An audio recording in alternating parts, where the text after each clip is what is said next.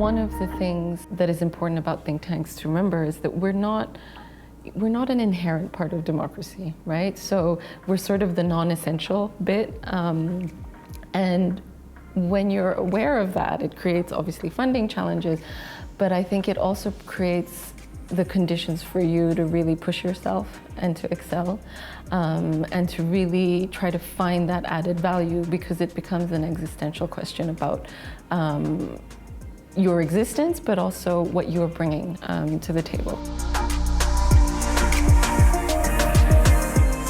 This argument about, having to choose which role you want to play as either a researcher or a manager, I think people are aware of it, but it's not something that's verbalized very often, because when you're the head of a think tank, it's sort of implicit that you can do all of these things, that you can be both a manager and a researcher and a fundraiser all at the same time.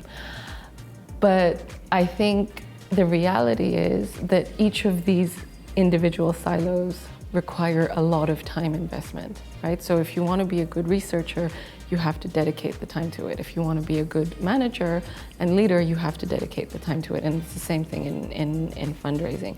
So ultimately, I think you have to choose between those different hats. There's been a lot of shift in terms of these traditional skills that we've always placed high value on, in terms of the way that the research is done. And those are skills that will always be there in a sense, but I think they're being complemented now, especially with technology and what's out there, how we are having to adapt both ourselves and the way we engage with those different technologies. So I think in this environment, actually, softer skills, people skills become really important.